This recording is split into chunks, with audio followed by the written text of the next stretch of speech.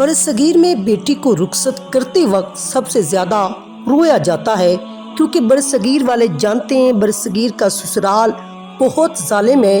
कुछ लोगों का वहम है कि लड़कियां सास ससुर की खिदमत नहीं करना चाहती, इसलिए वो अलग घर में रहना चाहती हैं। हकीकत ये है कि लड़कियों ने अपनी माँ को ससुराल से तकलीफ़ें उठाते देखा होता है, इसलिए वो डरती हैं। हकीकत ये है कि लड़कियां खिदमत करने से नहीं घबराती, बल्कि इन्हें वो थकावटें तोड़ कर रख देती हैं जो इनके वजूद को ज़बानों की ज़रबों से होती हैं। थकावट काम करने से नहीं होती, थकावट उन लहजों से होती है जो मिठास से खाली होते हैं और जहर से ज़्यादा कड़वे होते हैं। वरना एक औरत को अल्लाह ताला ने इतना मजबूत और बाहिम्मत बनाया है कि मोहब्बत के चंद मीठे बोल के इवज़ वो घर भी चला लेती है, नौकरी भी कर लेती है और वो मुतमिन होती है। मगर ऐसी मोहब्बत का तो कहते हैं यहाँ मसला जॉइंट फैमिली सिस्टम का नहीं है, मसला लड़कियों की ऊंची नाक का नहीं है, मसला लड़कियों का सास ससुर की खिदमत ना करने का नहीं है, लेकिन दरअसल मसला सिर्फ मोहब्बत और एहसास का है।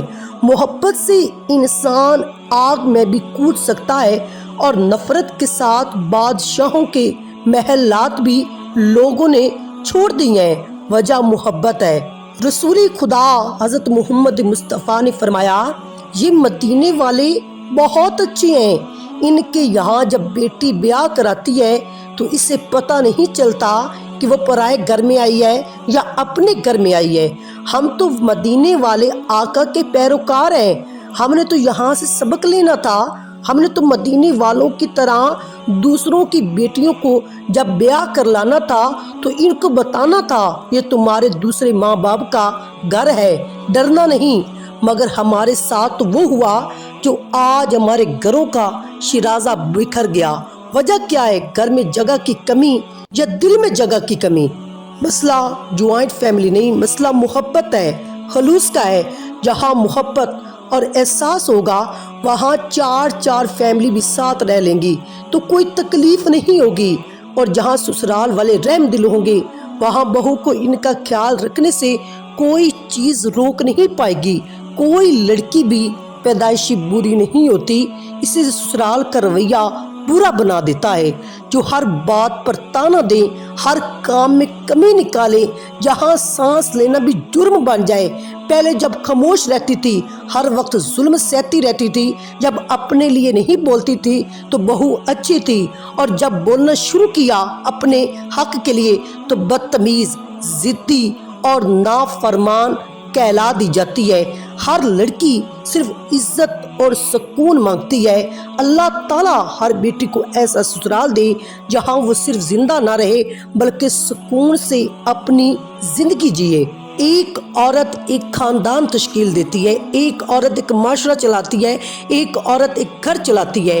तो जब आप उस बहू को, उस औरत को स्ट्रॉन्ग करेंगे तो अपनी फैमिली, अपने बच्चों को स्ट्रॉन्ग करेगी, वो आप लोगों को करेगी, वो आप लोगों को सुकून से रहने देगी और खुद भी सुकून से रहेगी। मजलूम के मामले में अल्लाह ताला से डरना चाहिए, क्योंकि जो बेटियां होती हैं, ख़ुसूसन मशरकी जो लड़कियां होती हैं, वो मजलूम होती हैं, क्योंकि उन्हें शुरू से बताया जाता है कि ये आपका घर नहीं, आपका घर असल आपके शौहर का घर है। और जब वो शौहर के घर में जाती हैं तो सास ससुर कहते हैं कि ये आपका घर नहीं, आपका घर आपका मायका है। तो इसलिए वो औरत मजलूम होती है, जिसे क़यामत तक बल्कि मरते तक ये पता नहीं होता कि मेरा असल वाला घर कौन सा है।